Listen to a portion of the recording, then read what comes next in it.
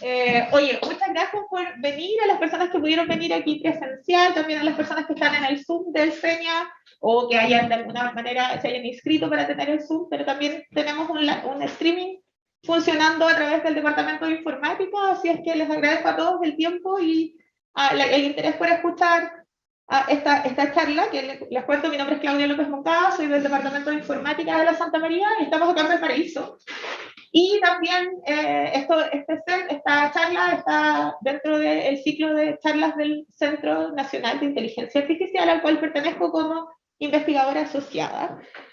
Y el título que le puse a esta charla es una mirada desde la computación centrada en personas hacia la inteligencia artificial, y quizás un poco más pomposo de lo que debía haber puesto como título, pero sí quiero primero decir que esta es mi mirada.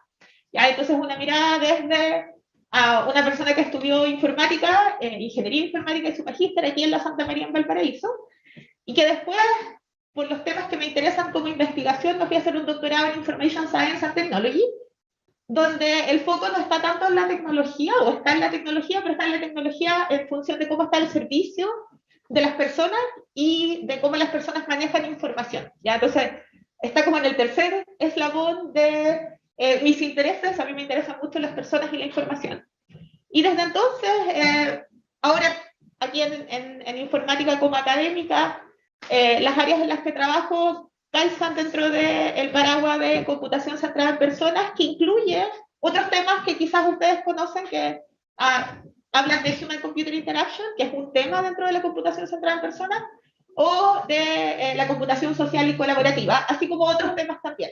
Los temas donde yo trabajo son estos, y esa es la mirada de las cuales les voy a contar en esta charla.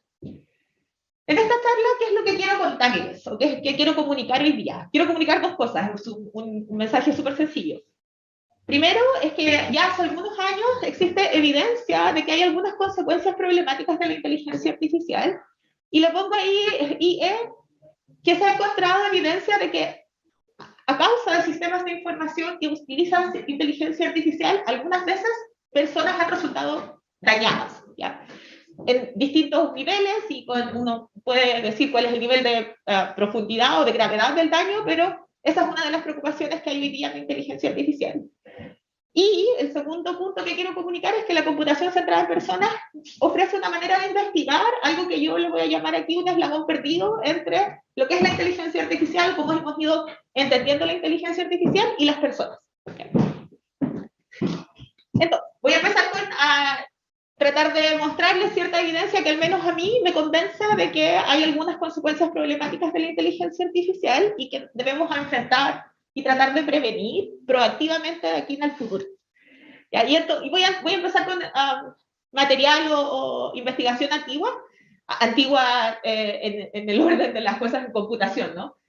Por ahí, por el 2016, empiezan a aparecer los primeros cuestionamientos, quizás un poquito antes, pero los primeros cuestionamientos bien públicos respecto de casos donde la personalización, que es algo que mucha gente dentro de computación empezó a hacer, que era personalizar el contenido, porque tenemos tanta información que tenemos que personalizarla para distintos usuarios, nos empezamos a dar cuenta de que esa buena idea de la personalización a veces tiene algunas implicancias o unas consecuencias que nos empezamos a cuestionar. ¿Ya?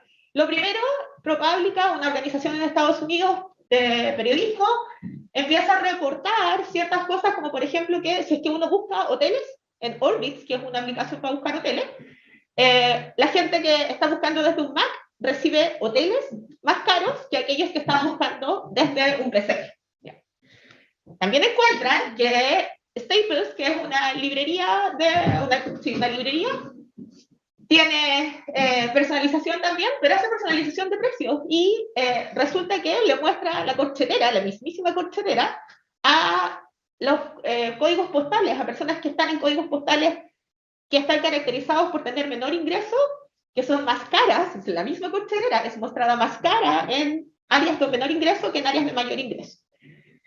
Y también pasa que Princeton Review, que es una de estas empresas organizaciones que lo que hacen es vender textbooks o libros para prepararse para ciertos exámenes, como nuestra PSU, también hace este tipo de personalización, y muestra el mismísimo producto a precios más altos en sectores o en lugares geográficos donde hay más población asiática. ¿Ya? Y eso uno lo puede explicar a posteriori porque la población asiática es bien conocida por que se prepara mucho para este tipo de test y por lo tanto pareciera que estuvieran dispuestos a pagar más por, por el mismo servicio. Esto o esta idea de que empiezan a haber cosas que nos empezamos a cuestionar de que quizás no es tan justo aquello que está generándose a través de los algoritmos, particularmente de inteligencia artificial, empieza a ser más y más estudiado. Este de aquí es un estudio hermoso del 2015 donde empiezan a cuestionar el algoritmo de publicidad de Google. Y lo que hacen es crear agentes de software que los crean al mismo momento y les hacen visitar exactamente las mismas páginas, cosa de crear así como dos usuarios que son iguales, pero hacen una pura diferencia. Un agente tiene género masculino y un agente tiene género femenino. Y empiezan después a revisar qué es lo que estos agentes han recibido como ofertas de trabajo. Y encuentran diferencias importantes en que a esos agentes masculinos les ofrecen ofertas de trabajo que son mejores pagadas que a los agentes femeninos.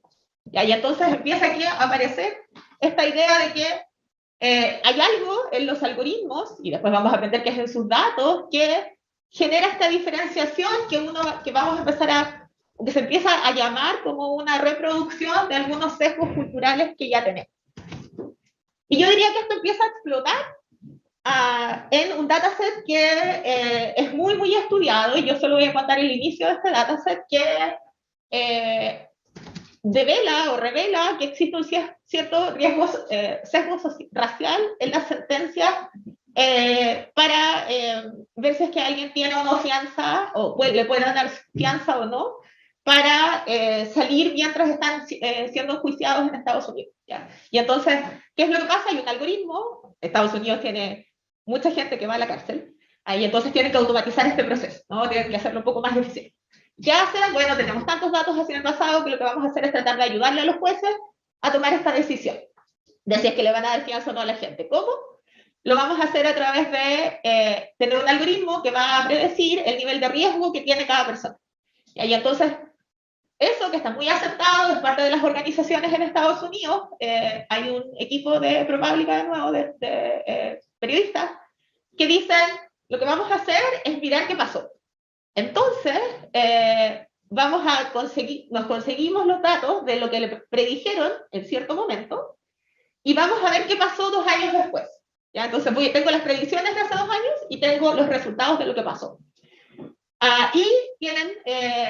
Sabemos que ese algoritmo que va a predecir, no conocemos tanto de él, pero sí se conoce cuáles son sus variables, los features que usan para la predicción. Y entre esos no es la raza 1. ¿Ya? Entonces, eso es bueno decirlo. La raza está oculta, no la consideran en la predicción. Y, por ejemplo, entonces lo que pasa, tenemos 2 personas que habían hecho un robo pequeño, y a una persona le dan un nivel de riesgo 3 y a la otra persona, en ese caso, le dieron en el dataset, le dieron un riesgo 8. En la vida real, ¿qué pasó? La persona que había sido calificada como de bajo riesgo, en realidad hizo un tremendo asalto, y la persona que había sido clasificada como alto riesgo, en realidad no reincidió. Entonces, tratamos de estudiar esa escala, ¿cierto? Un n igual 1 o n igual 2 no nos convence de nada, pero empiezan a hacer el análisis de cómo era la distribución del nivel de riesgo predecido para estas poblaciones y se dan cuenta, ojalá que aquí ustedes lo vean, yo no lo veo tan bien porque no tengo mis lentes conmigo, pero sí me sé que ahí está la población o la distribución del nivel de riesgo predecido para la gente blanca y para la gente afrodescendiente. Y se ve una distribución distinta, ¿no? Pareciera que el algoritmo predictor predice mayores niveles de riesgo, o voy a decirlo al revés, menores niveles de riesgo para la gente blanca y mucho más distribuidos los niveles de riesgo para la gente afrodescendiente. Y como tengo el futuro, porque tengo mis datos de lo que pasó 2 años después, pueden hacer el análisis de cuáles de esas predicciones terminaron siendo falsos negativos o falsos positivos. Y al menos en esta métrica, después aparecen otras métricas y otros estudios de este dataset, se muestra que evidencia de que el algoritmo lamentablemente se equivoca distintamente para estas 2 razas. Se equivoca más en sobreestimar el riesgo de cometer un crimen en el futuro de la gente afrodescendiente y subestima el riesgo de la gente blanca. Entonces, esto crea ya un avance o un precedente que empieza a incentivar cierto tipo de investigación que continúa, y les voy a mostrar algunos libros, pero este libro de aquí es un clásico de los algoritmos de opresión, donde la autora de este libro se fija en ese ejemplito que está ahí abajo, que si es que uno busca a 3 adolescentes negros, le van a salir fotos de estos adolescentes cuando están siendo perfilados porque están siendo arrestados. Y si es que uno cambia una palabra, solamente el color de la piel de la gente, las fotos lucen súper distintas, ¿no? La otra parece ser simplemente 3 personas que están teniendo algún nivel de entretención y que están felices. Entonces, en ese libro se detalla en mucha medida cómo los algoritmos detrás de Google, de alguna forma lo que terminan haciendo es reproducir patrones que nosotros hemos visto durante la historia en las sociedades donde se generan estos datos. ¿Ya? Esas no son las únicas historias, hay muchas historias, si a ustedes esto les interesa, y yo les recomiendo 4 libros que son a cada uno de ellos hermosos en sus distintas énfasis que utilizan. Y hay muchos ejemplos, en vigilancia, hay reconocimiento facial que se ha probado que falla mucho más con mujeres afrodescendientes, funciona súper bien para hombres blancos, funciona pésimo, se equivoca una que cada 3 veces con las mujeres negras. En salud, en los hospitales utilizan algún score de cuánto necesita una persona ir a tener un programa especial de salud. Si es que uno mira así como al mismo nivel de riesgo, cuán enferma está la gente, en Estados Unidos, la gente blanca está mucho menos enferma al nivel de riesgo considerado malo que la gente afrodescendiente. ¿Ya? Entonces, hay una serie de razones de por qué eso pasa. No es que alguien necesariamente diga vamos a hacerlo así y vamos a generar este resultado negativo sino que, o distinto, este tratamiento distinto por raza, sino que resulta de una serie de razones que tienen que ver con el proceso en que se generan estos algoritmos. ¿Ya? Entonces, voy a dejarlo hasta ahí con la evidencia, ojalá que esa evidencia haya puesto el caso, al menos de que desde mi punto de vista hay evidencia suficientemente creíble para decir que hay algunas consecuencias problemáticas. Y para simplificar este asunto, que es complejo en muchas medidas, yo veo 2 grandes desafíos que me interesan particularmente. Por un lado, es la idea de que la mayoría de los sistemas de inteligencia artificial aprenden de los datos, y dado que los datos son representaciones de lo que ha pasado en la realidad del pasado, lo más probable es que terminen reproduciendo patrones de discriminación, y eso, quizás si lo termino ahí, es una cosa. El problema en el que estamos es que las sociedades donde estamos hoy día ya no aceptan esos patrones de discriminación. Y ahí entonces tenemos que dar una respuesta a las sociedades en las que estamos insertos si es que nuestros algoritmos van a generar estos patrones y los van a terminar reproduciendo. Y entonces ahí lo que yo me pregunto desde el punto de vista de la informática es cómo nuestras propias prácticas de desarrollo y cómo las decisiones, las microdecisiones que tomamos, pueden influir en que eso siga pasando, en que sigamos reproduciendo, o pueden tratar de prevenir. Y ahí hay como una especie de línea de interés de la cual ojalá pueda hablar un poquito dependiendo del tiempo que me quede. Lo segundo es que la segunda problemática, que yo creo que es cualitativamente distinta, es que la mayoría de los sistemas son cajas negras para los usuarios y usuarias, y no solo para eso, sino para la gente afectada, más allá de la persona que está interactuando con el computador, ¿no? Entonces, uno de los casos bien comunes es que estamos haciendo el registro ahora. Bueno, uno de los casos comunes es que, por ejemplo, cuando nos quieren dar un crédito, hay un sistema que nos rankea, ¿no? Y dice, este es tu nivel de riesgo crediticio. Yo no soy usuaria de ese sistema. Mi agente de cuentas o mi ejecutiva o ejecutivo de cuentas es la persona que es usuaria, pero a mí definitivamente esa decisión del algoritmo me afecta a mi vida. ¿Ya? Entonces empieza a extenderse el alcance de los sistemas de información basados en inteligencia artificial. Y bueno, con Deep Learning comienza a pasar, y otras tecnologías comienza a pasar esto de que ya no es solamente caja negra para el usuario, caja negra para el afectado, sino que a veces incluso es caja negra para quienes están desarrollando el sistema de información. Y entonces las preguntas que desde ahí surgen es, ¿cómo hacemos para saber si es que cierto proceso está generando resultados que nos parecen, por un lado, razonables? Entiendo por qué está pasando esto, y después luego si es que eso nos parece justo como sociedad o no. Y ahí nos podemos preguntar otras cosas. ¿Qué es lo que le mostramos a los usuarios de nuestro proceso o del proceso de ese algoritmo? Porque simplemente abrir el código, si bien sería un avance hacia la transparencia, no necesariamente le daría a la mayoría de las personas acceso a poder jugar y a decir, esto está bien o esto está mal. ¿Ya? Incluso si dijéramos, esto lo vamos a mostrar, entonces ahora tendríamos que tener formas de cómo alegar, ¿no? Si es que hay algo que no nos parece bien, debiéramos a través de los sistemas generar ciertas formas en que la gente pudiera decir, esto es injusto y hay que arreglar. Y eso ha iniciado un área de investigación. La evidencia es que les mostraba antes que genera un área de investigación que se usa estas palabras Fairness, Accountability and Transparency, se llama FACT a estas alturas, una conferencia de la ACM, y ahí hay un dibujito que un poco se ríe de la explosión que ha habido de artículos científicos hablando de esto. Entonces, en 2011 era muy, muy poco, ya en el 2017 había crecido mucho la cantidad de papers que estaban hablando de esto. ¿Ya? Pero no solo eso, sino que también esto es una preocupación que ha llegado a las organizaciones, a las ONG y también a los gobiernos. Y entonces, de hecho, en este país hay una política de inteligencia artificial y la política de inteligencia artificial define ciertos valores o principios éticos que hay que considerar. ¿Ya? Y entonces les cuento que hay muchos frameworks éticos de casi cualquier organización medianamente importante que uno encuentre tanto como en gobiernos como en el mundo privado.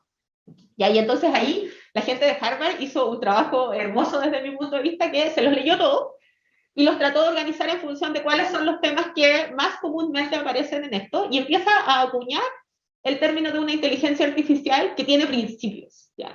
¿Y cuáles son esos principios? Voy a pasar muy rápido por esto, pero básicamente nos preocupamos de la privacidad, nos preocupamos de cómo nos aseguramos de la responsabilidad de las organizaciones, seguridad, transparencia y explicabilidad, fairness y no discriminación, cuánto control le damos a los humanos de la tecnología, cuál es la responsabilidad profesional que nos compete a nosotros que participamos de alguna parte en el proceso de la generación de la tecnología, y lo último que es si es que nos hacemos las preguntas sobre si es que las tecnologías que construimos promueven ciertos valores humanos o no. ¿Ya?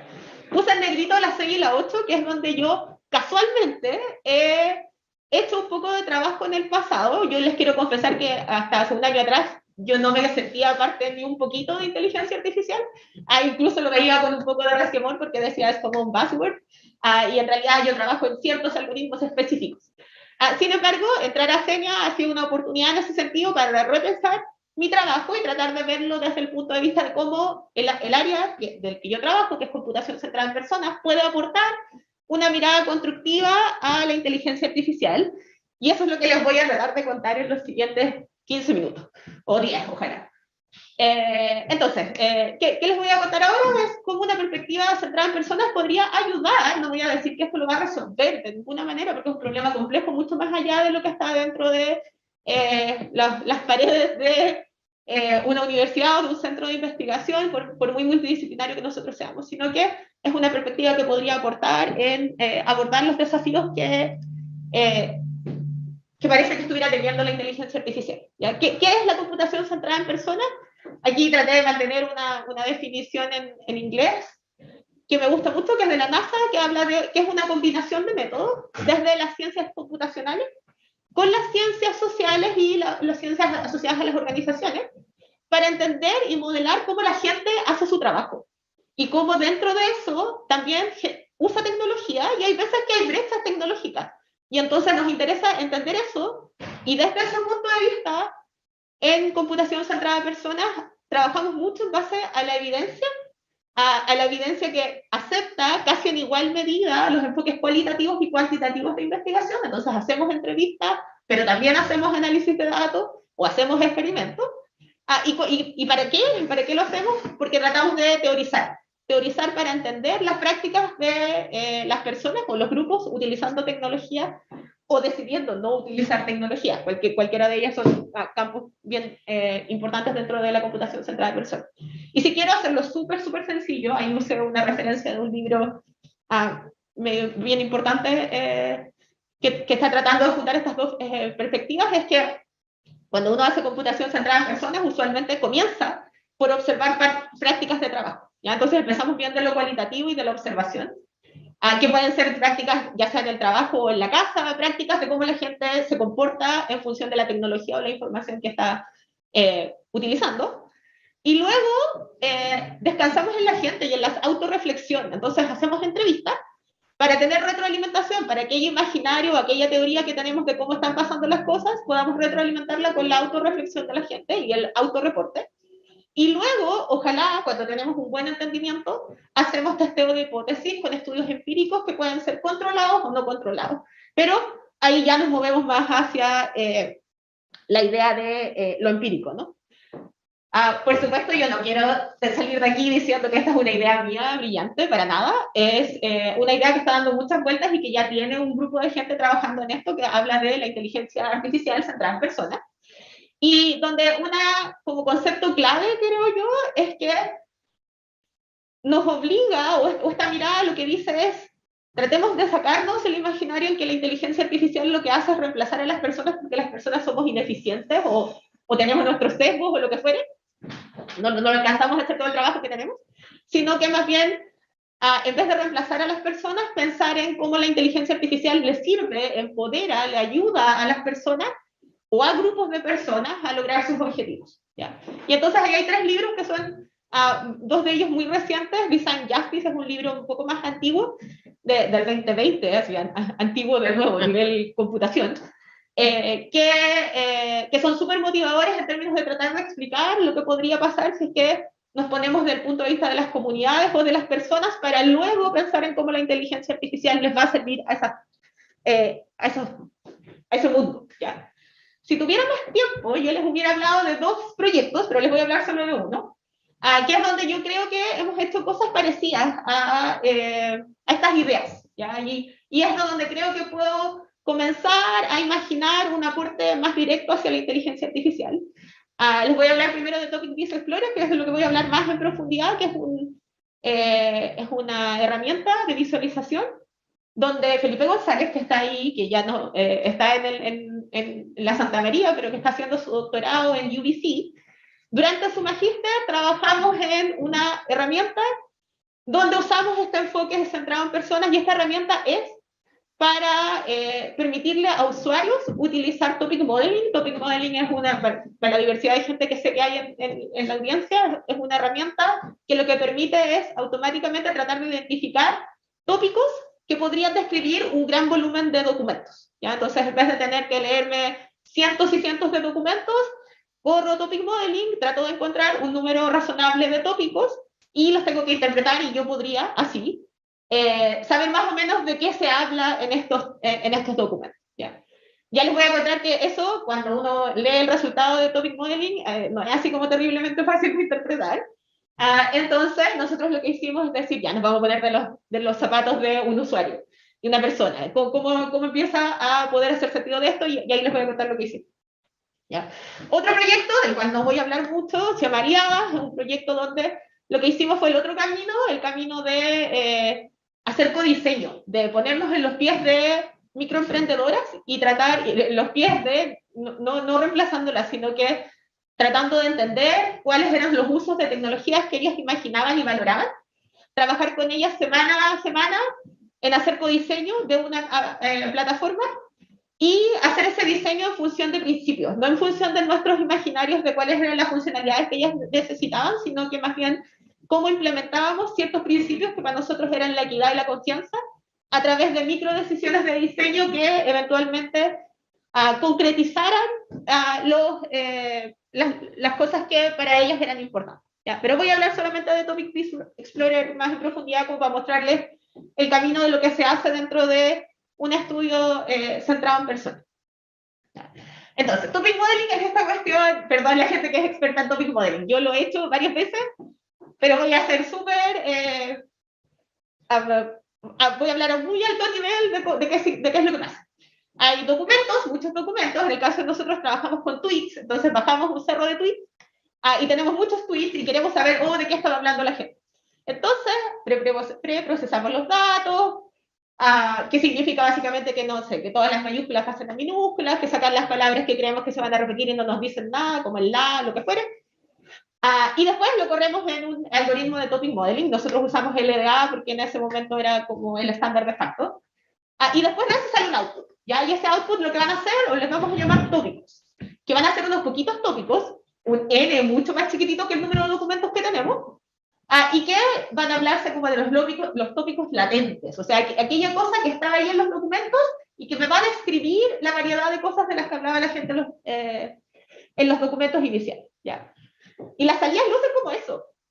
Hay una cosita, una pantallita negra en general, donde dice este es el tópico 1, el tópico 2, el tópico 3, y acá están los textos o las keywords, las palabras que describen ese tópico, que son como más representativas de ese tópico.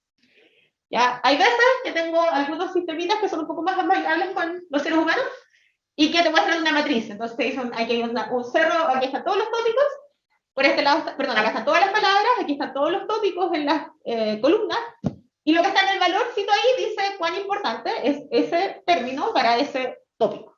¿Ya? Y de repente a alguien se le ocurrió que una buena forma de hacerlo era una visualización, que quizás con las visualizaciones podíamos hacer que la gente que está fuera de las ciencias de la computación pudiera interpretar esta cuestión. Y nosotros encontramos que esa era una brillante idea. Sin embargo, teníamos 3 insights que, de nuestra experiencia, porque nosotros lo habíamos hecho varias veces en distintos estudios, que utilizábamos datos de Twitter y tratábamos de razonar sobre lo que estaba hablando la gente con esos datos. Y entonces encontramos varias cosas. Uno es que para interpretar tópicos de verdad, en general uno no usa solamente los términos, sino que ve hartos los documentos, porque los términos a veces son súper generalistas. ¿Ya? Ese era un insight. Segundo insight es que a veces los tópicos que venían como resultado, como que mezclaban cosas y a nosotros nos daban ganas de separarlos, pero no era tan fácil porque si lo corríamos de nuevo, nos daba otros tópicos. ¿Ya? Nos daban ganas de dividirlo o a veces nos daban ganas de hacer un merge, juntar 2 tópicos distintos. Y algunas veces, en particular por el tipo de investigación que nosotros hacíamos, nos daban ganas de comparar. Ya decir, en este tiempo T hablaban de esta cosa, en este tiempo T más 1, este otro tópico se parecía al tópico que estaban hablando en el tiempo T. Entonces, nos interesaba mucho ver cómo podíamos apoyar la comparación de tópicos. Y para eso, un insight también importante era que para hacer eso tenemos que tener buenas mediciones de distancia entre tópicos y hay un cerro de mediciones posibles de distancias entre tópicos. ¿Ya? Y entonces, ¿qué hicimos? Y aquí no lo hice yo, lo hizo Felipe, creó una visualización aprendiendo de la anterior, pero que muestra los tópicos son esas pelotitas, los tópicos que se parecen o que están cercanos por los tópicos o por las palabras que usan, van a estar más juntitos, otros van a estar más lejos. Por un lado voy a mostrar las keywords, pero por otro lado también voy a mostrar los documentos, ya cosa de apoyar eso. Y les voy a permitir a la gente hacer un merge o dividir un tópico en distintos momentos, si es que la persona quiere hacer. ¿Ya? Y también, bueno, ya el split y el merge era una cosa muy importante en nuestro estudio. Y lo segundo era que queríamos permitir la comparación. Entonces, en este caso, nosotros teníamos un dataset de Estados Unidos y un dataset de Europa. Queríamos ver, tenían los mismos hashtags, queríamos ver si eran parecidos los tópicos de los lados. Y entonces ahí tenemos las 2 visualizaciones, misma cosa, por un lado izquierdo, todo lo que es de Estados Unidos, de hecho todo lo que es de Europa, sus términos y sus documentos, por el lado derecho términos y documentos de lo de Estados Unidos, y ahí en la mitad está la comparación. ¿Ya? Entonces hay una métrica que me dice cuánto se parecen estos tópicos de distintos datos. Y ahí jugamos con una métrica. Entonces dijimos ya, ¿qué métrica es una buena métrica que le permita a los seres humanos poder identificar cuáles son componentes o tópicos que se parecen y tópicos que no?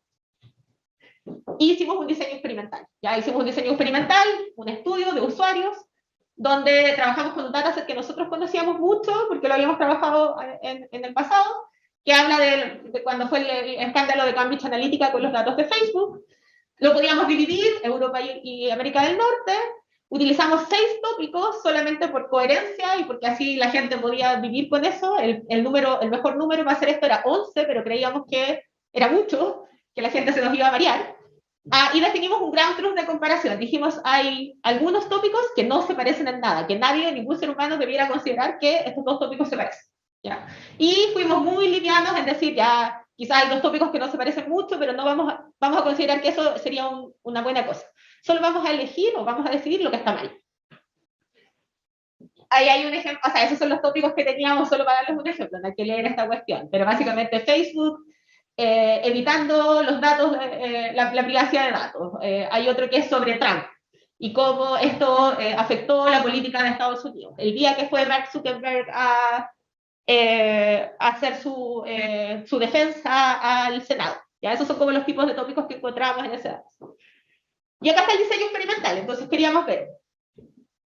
Esto, tenemos dos escenarios, uno donde quiero que la gente básicamente trate de mejorar el modelo de tópicos, o sea, vea si es que quiere juntar o dividir ciertos tópicos y si es que los puede interpretar o no.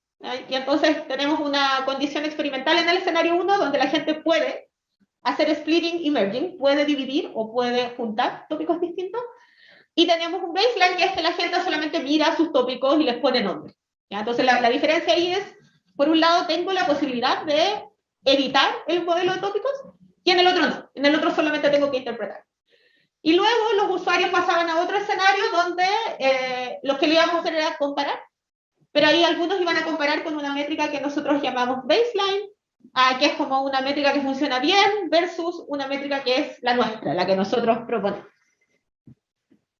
Y hacer un experimento de usuario requiere un montón de como instrumentación por detrás. Entonces teníamos un dataset, en el primero usábamos solamente el dataset europeo, en el segundo el europeo y el norteamericano, pero teníamos que hacer varias cosas. Le pedíamos a la gente que le ponga nombre a los tópicos, que nos reporte si les parecía que los tópicos eran coherentes o no, que nos diga si es que quedaron súper agotados, si como que se había mucho trabajo, y que después nos envíen los resultados porque estábamos en el COVID, así es que lo estaban haciendo en alguna parte del mundo y nosotros los recibíamos.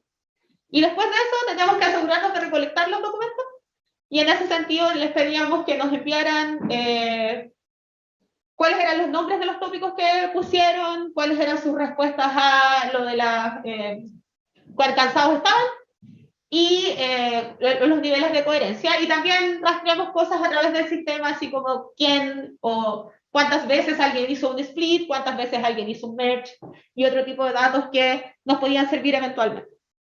¿Ya? Y después de eso, ¿qué se hace con un diseño experimental? Lo de siempre, test estadístico, miramos la distribución de los datos, ajustamos el alfa porque teníamos hartas comparaciones, pero básicamente ser cuidadoso con las estadísticas asociadas a los datos que resultan. Aquí es como reclutamos gente, reclutamos o les pedimos, invitamos a 120 personas, ahí fuimos filtrando gente, participó como 2/3 de la gente que invitamos, pero alguna gente se olvidó de mandarnos en la encuesta, otra gente se demoró demasiado comparado con la mayoría, y por lo tanto fuimos bajando Sigue viendo, dale. ¿Sí? Ya. Fuimos bajando el número de gente, al final del día la gente con la que trabajamos para hacer el estudio es del orden de los 55 personas o 40 en el segundo estudio, que igual es un número bien razonable para un estudio de usuario. Y descubrimos algunas cosas, pues descubrimos que esta idea de darle control a los seres humanos parecía ser una buena idea. El 60% de la gente, si es que uno mide como el nivel de coherencia del tópico, del modelo de tópicos entero, el 60% de la gente lo mejoró. ¿Ya? Entonces, si es que es como si hubiera tirado de nuevo a correr el algoritmo, el 60% de las veces tenía una mejor coherencia. Sin embargo, la gente no percibía eso. La coherencia percibida de la gente en el grupo experimental que no era la misma. Así no había diferencia significativa ahí. La gente que podía dividir tópicos se demoraba más, pero no reportaron mayor demanda, que es en general algo que a nosotros nos gustaría tener, que les pedimos hacer más. Se demora más, eso es razonable, pero no terminan más angustiados, más frustrados después de hacer ese trabajo. Y la gente, cuando decidió intervenir un tópico, también le achuntó bastante bien a intervenir aquellos tópicos que tienen menor coherencia. Ya no es así súper lineal la relación, pero al menos aquellas cosas que tenían más coherencia, nadie las trató de evitar. ¿Ya? Entonces es una buena cosa y es un poco prometedor que hayan mejoras aunque los usuarios con los que trabajamos eran estudiantes de primer o segundo año de computación, que no sabían ni del dominio ni de topic modeling, así es que en alguna manera no eran expertos. En términos de comparación, cuando tenían que comparar y estábamos comparando la métrica baseline y nuestra nueva métrica, resultó que con nuestra métrica la gente se equivocaba menos, lo estábamos comparando con nuestro ground truth que armamos nosotros respecto de cuáles eran los posibles match que estaban bien y los que estaban pésimos. Y entonces en general la gente en el baseline se equivocó más significativamente que la gente que estaba usando nuestra métrica, que es una buena cosa. Y cualitativamente nos dimos cuenta de que ahí donde había más diferencias era cuando en un modelo de tópicos había un tópico que parecía ser un subconjunto de otro tópico grande en el otro modelo. Entonces, esa idea de como subtópicos lo manejaba mejor nuestra métrica que la métrica con la que trabajamos inicialmente. ¿Qué es nuestro trabajo futuro? Y aquí también como contarles que en Human Centered Computing el trabajo es lento porque nos tomamos el tiempo para tomar decisiones y para tratar de encontrar evidencia para tomar una decisión en el futuro. Y entonces ahora pensamos en qué podríamos mirar de cómo movieron la vista para entender cómo tomaron decisiones sobre qué cosas combinar o qué cosas dividir. Y inspirarse en ellos para construir nuevos mecanismos que ayuden a la gente a hacer esto. Y también nos interesa mucho entender la relación entre coherencia y la distancia que hay entre los tópicos en esta matriz donde se ven las pelotitas de tópicos para ver si es que eso quizás influencia en conjunto la capacidad de la gente de mejorar el modelo. ¿Ya? Entonces, como deconstruir un poco los hallazgos que teníamos. Y me voy a saltar a Eliadas, que tenía unas diapos ahí, y les quiero contar un poco qué es lo que yo creo que se puede hacer desde Senia o en Senia con esta mirada. ¿Ya? Entonces, ustedes ya saben, o la gente que está en Senia ya sabe que una de las cosas de la RL5 es el observatorio, y entonces el observatorio responde a una necesidad, creemos nosotros, de que casi toda la evidencia que hay es muy norteamericana y es muy de Europa. Ya toda la historia que les conté al inicio son puras evidencias del otro hemisferio. Y entonces sería, al menos desde el punto de vista como de investigación, sería muy potente tener evidencia que es nuestra y ver si qué está pasando aquí. Y eso implica un trabajo ingenieril, que no está en la investigación, pero es que tenemos que encontrar formas de tener este observatorio y de identificar dónde está la IA funcionando en Chile. Perdón, estaba un poco resfriada y creo que se me está volviendo, ya. Ahí lo que hemos aprendido es que no somos los primeros en armar un observatorio y que hay que combinar esfuerzos. ¿Ya? Los primeros esfuerzos que se dieron o que se han dado son a través de lo institucional, por transparencia, y ha sido súper difícil para esas organizaciones hacerlo, así que nosotros creemos que tendría que haber un enfoque como de tres lados. Por un lado, tratar de ver si es que podemos automatizar ciertas cosas, lo institucional, por supuesto, pero algo que nosotros le tenemos harta fe, gracias, es a ver cómo podemos complementar este observatorio a través de involucrar a la gente en reportar, ¿ya? Y en enseñarles o modelar una forma en cómo reportar cuando creemos que estamos interactuando con inteligencia artificial. ¿Ya? Y eso implica un proceso y tenemos que tomar muchas decisiones ahí. ¿Ya? Lo otro que estamos comenzando a hacer es hacer el ejercicio de Human Centered Computing, que es partir de lo cualitativo. Y tratar desde lo cualitativo, desde la observación, entender cuál es la relación que existe entre la confianza en los sistemas algorítmicos y la explicabilidad. ¿Ya? Porque está la esperanza de que si hacemos nuestros sistemas más explicativos, si le mostramos a la gente por qué estamos tomando cierta decisión, la gente lo va a entender y ojalá confíe en ellos, en eso. Pero no tenemos ninguna evidencia que nos diga que eso va a ser verdad. Ya de hecho, la evidencia que hay hasta ahora es que no sirve de mucho. ¿Ya? Entonces hay que entender mejor esa relación y entenderla situadamente desde Latinoamérica, desde nuestro país, de hecho, donde tenemos relaciones de confianza con las instituciones que son distintas que las relaciones de confianza que hay en otros lugares del mundo. Y ahí creemos que va a haber una moderación, que hay un factor adicional, que es la alfabetización algorítmica, que seguramente nos va a mover la relación entre explicabilidad y confianza, y ojalá algún día movernos a lo experimental. Y con esto quiero terminar. Algo que hemos hecho también desde la línea RL5 es apoyar a las buenas prácticas sobre ética en el CENIAL. ¿Ya? Entonces sabemos que esos problemas que contaba al no tenemos ninguna razón para creer que no van a existir si es que nosotros hacemos inteligencia artificial. Tenemos que estar preparados para tratar de abordarlo. Y entonces ahí hay una propuesta para hacer revisiones ético-sociales, que es algo que se está haciendo en Harvard, donde nos hacemos estas preguntas a priori. Y ahí entonces tenemos un proceso anterior donde nos preocupamos de cuáles podrían ser las implicancias para las personas y donde involucramos a un panel multidisciplinar que trae gente de ciencias sociales y humanidades a ponerle ese tipo de conocimiento a nuestra revisión. Pero también hay un montón de buenas prácticas que ya existen, que debiéramos poder difundir también, como por ejemplo los data models, que lo que van a hacer es documentar los datos que estamos utilizando y cuestionarnos si en realidad los datos que estamos usando son los datos con los que debiéramos entrenar nuestros modelos. Perdón, esos son datasheets por datasets. Data models explican y describen los modelos que estamos generando. Hay múltiples mediciones de fairness, tenemos que saber elegir cuáles mediciones de fairness nos van a gustar. Y hay algunos algoritmos para tratar de hacer fairness o de empujar hacia eso, pero hay que tomar decisiones sobre qué tipo de fairness queremos privilegiar.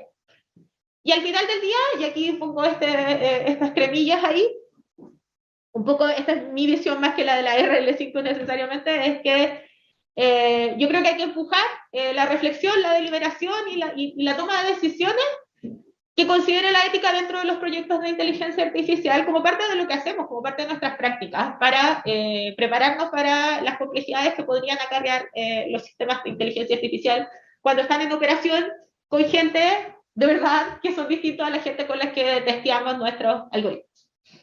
Eso, creo que ahí estoy en mi final. Muchas gracias por escucharme, me perdonan por haber empezado 10 minutos tarde, por favor, y ojalá hubiera alguna pregunta para no quedarme aquí sin nada que decir.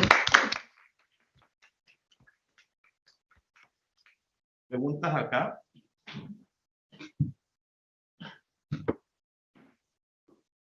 Déjame ver en el Zoom. Dale, dale. Aquí hay una pregunta. Ivania Donoso. Ivania Donoso. La desconectamos. Ivania. En el chat. Y aquí la pillé. ¿Viste la Ivania? Hola, ¿Cómo estás? bien, ¿y tú? Bien. Tengo una pregunta respecto a Schneiderman, porque yo también tengo ese libro que publicó este año recién, y que él dice que lo que tenemos que lograr hacer es sistemas que sean merecedores de nuestra confianza, más de que nosotros confiemos ciegamente en lo que está ocurriendo, es que nosotros tengamos como instituciones que nos permitan confiar, que nos aseguren que podemos confiar en estos sistemas. Y quiero saber si es que algo de lo que va a hacer este grupo del CENIA está relacionado a eso.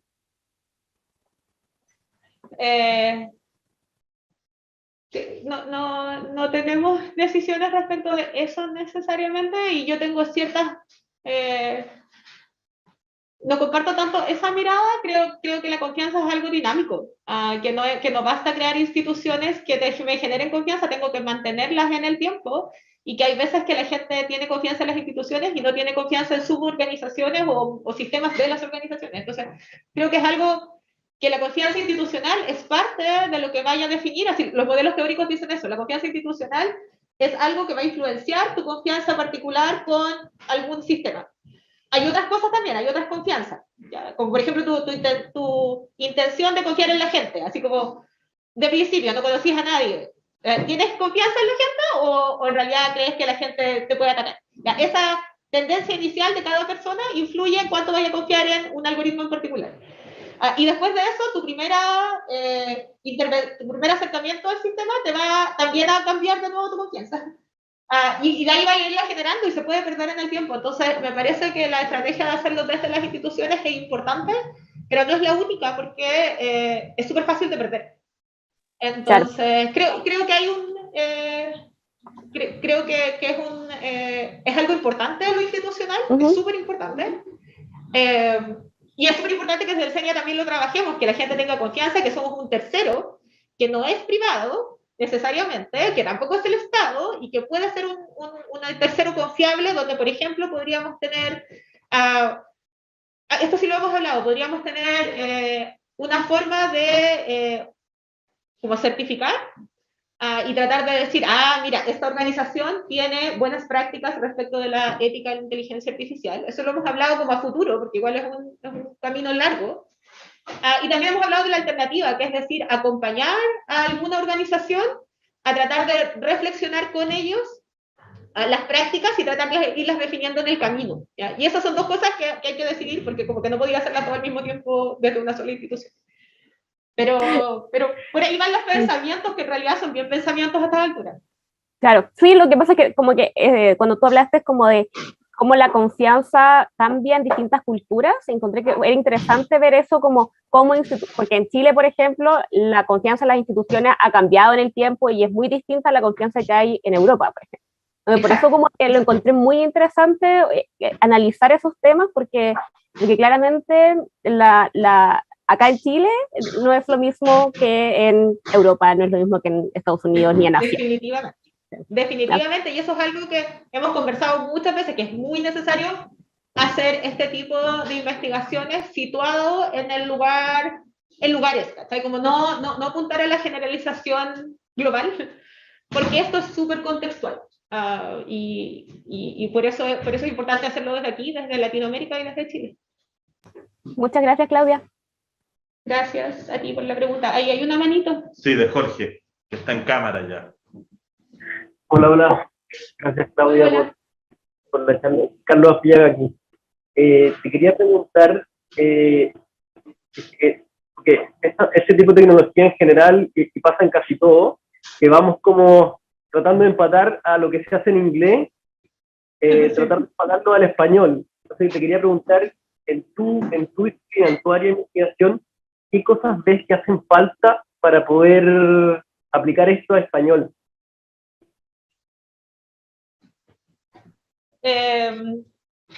Cuando decís esto, ¿cuál es esto?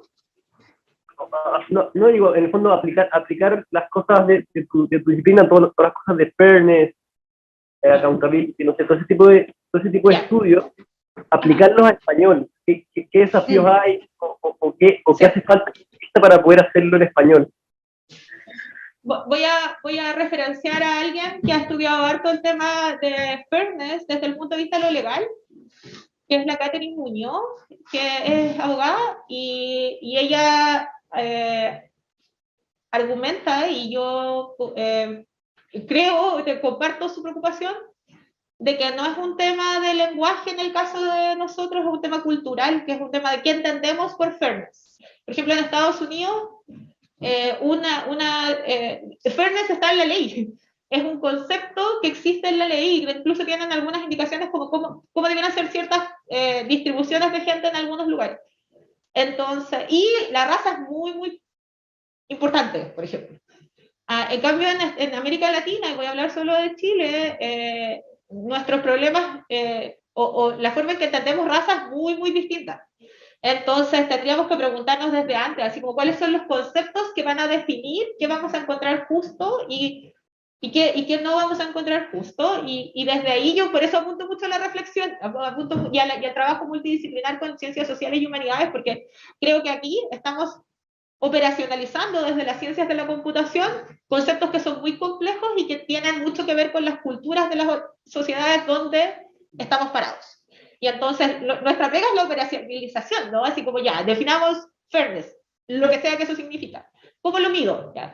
El cómo lo mido es otro trabajo. De hecho, el último estudio que yo leí tenía algo así como, no sé, 30 mediciones de fairness. Entonces tengo que también hacer esa decisión. Entonces creo que el problema de los lenguajes es situarlo en la cultura donde va a ser usado y donde vamos a definir aquellos valores o principios para los cuales vamos a tratar de crear tecnología. Que es distinto a lo que pasa con NLP, ¿no? Que es lenguaje, como que necesito hacer esta cosa o este dataset en español en vez de en inglés. Yo creo que aquí es un poco más complejo porque tiene que ver con los consensos en la sociedad donde va a estar inserto estas aplicaciones. ¿Eso? Hay dos preguntas. Ana Muñoz Pregunta, ¿cómo interviene la definición del contexto en la definición del fairness? Quizás que traté ya de explicarlo, ¿no? Yo estoy súper lejos de ser experta en fairness o estas métricas, ¿no? Pero sí entiendo que la gente que conoce mucho de eso define o tiene preocupaciones de que esto tiene que empezar a hacerse situadamente, porque el contexto y nuestra historia como sociedad va a definir, por ejemplo, dónde están como las discriminaciones o las desigualdades sistemáticas que queremos tratar de corregir. Y, por ejemplo, no alcancé a detallar esto en la respuesta anterior, pero nosotros quizás no nos comparamos, al menos en Chile no hay tanta distinción de raza por color de piel, pero sí por origen. ¿Ya? Entonces, los pueblos originarios versus la gente que, no sé, tiene descendencia más europea. Nuestra sociedad, me voy a atrever a decir que somos terriblemente clasistas. Y entonces, uno podría imaginar que si es que vamos a hablar de fairness, podemos evaluar esa dimensión, ¿no?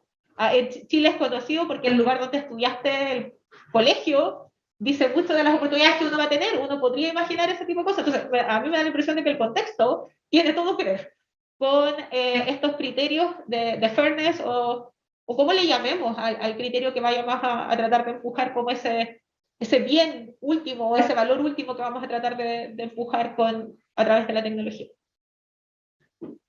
La última pregunta de Gabriel Molina. Hola, buenas.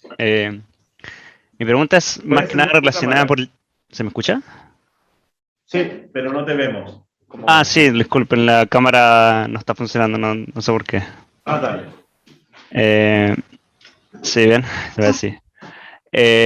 Mi pregunta era que en esto del tema del fairness, que es un tema súper interesante que nunca lo había pensado, ¿dónde están actualmente los esfuerzos como de la comunidad en temas de eliminar o disminuir el tema de la discriminación? ¿En recolectar más datos para disminuir el sesgo?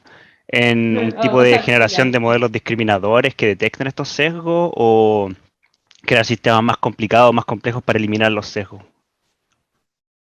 Yo creo que hay esfuerzos en todas esas cosas que dijiste. Yo conozco gente que está muy involucrada en tratar de construir algoritmos que, de hecho, Marcelo Mendoza del CENIAR, uno de sus proyectos dentro de la RL5, es tratar de construir algoritmos que vayan dinámicamente tratando de irse corrigiendo en función de fairness.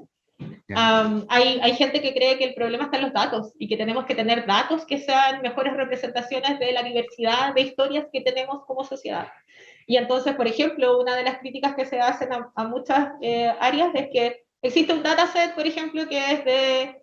de hecho, voy a usar un ejemplo de alguien que presentó el otro día, un dataset de los rayos X de ciertas... para tratar de entender cómo interpretar los rayos X. ¿Ya? Y entonces ese dataset ya está curado, ya alguien hizo el análisis, alguien definió el ground truth. Definir el ground truth es una pega infinita. Es mucho trabajo tratar de asegurarse de que está bien hecho eso de este es el rayo X, esta es la imagen, esto es lo que se debiera interpretar. Y entonces cuando alguien logra hacer eso, esa persona es muy agradecida por la comunidad porque todos nos empezamos a comparar con ese ground truth. Resulta que si ese ground truth, de alguna forma, es súper sesgado porque fue solo sacado en un estado de Estados Unidos que tiene cierta distribución, y de hecho, acabo de hacer el supuesto de que es en Estados Unidos, pero creo que tengo chances de como achutarle esa apuesta.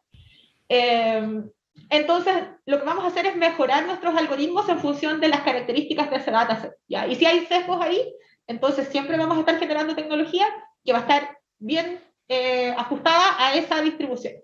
Y entonces hay gente, particularmente la gente que viene de las miradas más críticas de la tecnología, que dice, parte de lo que hay que hacer es no me acuerdo cuál es la palabra que usan, pero es básicamente diversificar las fuentes de datos que estamos utilizando. Y lo otro es no usar datasets para cosas para las cuales los datasets no fueron inicialmente generados. Los datasets son representaciones de una realidad que se generaron para cierta cosa.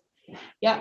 Ojalá los datasets hubieran sido generados con principios científicos de representatividad o de cualquier otra área que nosotros, o sea, cosas que nosotros hacemos en ciencia. Pero un montón de veces no son así. Entonces, hay que conocer bien los datos, y por eso existe este datasets o datasheet for datasets, que lo que dice es, antes o durante estamos haciendo el proyecto, primero preguntémonos cuáles son las calidades de nuestro dataset y si de verdad es un dataset con el cual podemos hacernos las preguntas que nos queremos hacer o queremos predecir aquello que queremos predecir. Y si no, entonces hay que hacer la pega terrible y tortuosa de crear datasets. Entonces yo he visto cosas ahí, como también he visto esfuerzos desde la regulación. Hay mucha gente de leyes preguntándose cómo empujamos también lo de fairness desde el punto de vista de las organizaciones y de lo público, porque el problema es más grande que lo técnico, pues es sociotécnico, como les gusta decir a un montón de mis colegas, que es un concepto bonito, ¿no? Que dice, esto, lo técnico está bien, pero está dentro de un contexto social que tiene mucho que decir en la solución, así como tiene mucho que decir en los problemas que se generan. Perfecto. Quedó súper claro. Gracias por tu pregunta. Tengo una pregunta más, no sé si... Pero... ¿Cómo estamos? ¿Qué hora es? Son las... 200. Sí, nos quedan 8 minutos. Última pregunta, Gabriel, y después voy a hacer una pregunta yo porque soy moderador. Perfecto. Es una pregunta directa como para el tema de Xenia, y de los datos más que nada. Yo trabajo en el área de Machine Learning también, pero en el área de la salud. Entonces, un tema, por ejemplo, encontrar datos chilenos, datos más que nada dentro del país. No sé si han preguntado o han intentado hacer alguna alianzas con distintos tipos de empresas o facciones para entregar estos datos chilenos, porque data Chile hay. El problema es que no la sueltan. No sé, esta pregunta la tiene que contestar el Rodrigo, parece. Es que es una muy buena pregunta, porque no porque vaya, pero va en línea con la mía. No estamos haciendo nada en ese sentido, tampoco sabría cómo hacerlo. Yo creo que el marco legal hoy día es un poco obsoleto para eso. Mi pregunta, muy en línea con lo que acaba de preguntar, es: ¿existe alguna corriente académica o incluso como activista que promueva, entendiendo la importancia que tiene la diversificación de las bases de datos, que promueva como que el Estado cumpla un rol en diversificar las bases de datos? Porque yo lo pienso y digo, claro, ¿cuál es el incentivo que tiene, no sé, la clínica alemana de entregarle sus datos a la Fundación Arturo López Pérez en relación a, porque ambos tienen un negocio asociado a eso? Entonces yo no quiero que mis radiografías las tenga el otro. Exacto.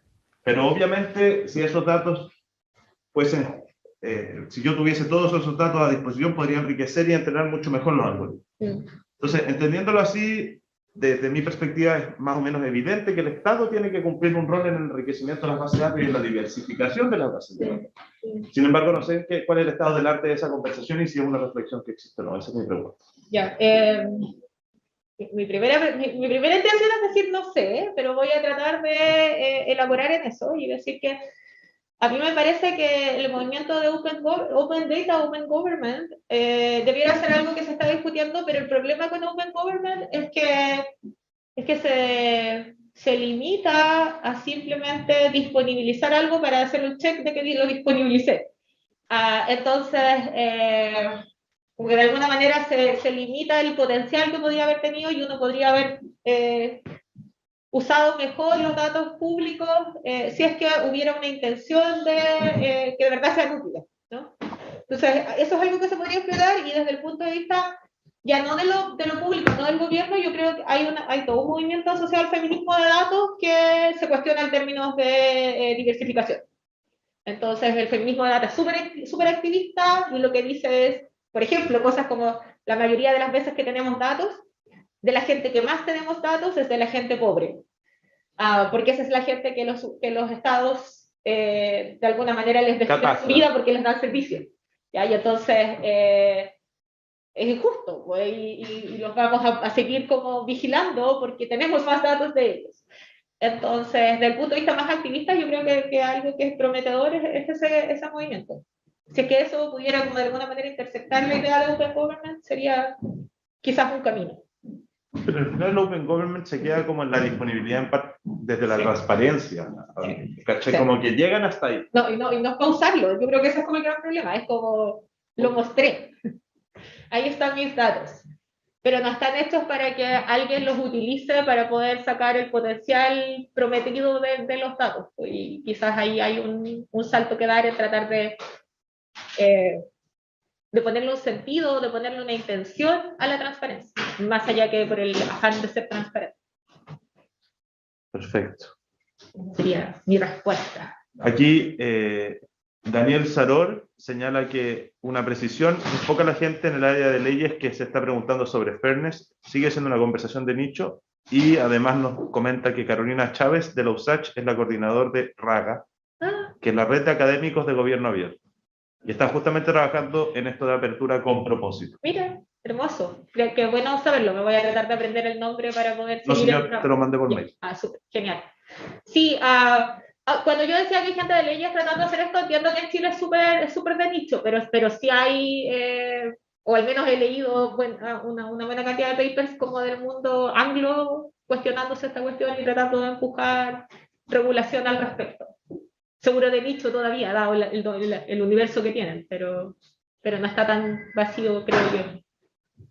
Gracias por esa aclaración, Dani. Y Rolando Martínez nos comenta que en la unidad de gobierno digital de Sexpress, desde este año hay un Chief Data Officer, o un oficial jefe, un jefe de la unidad de datos en el gobierno chileno.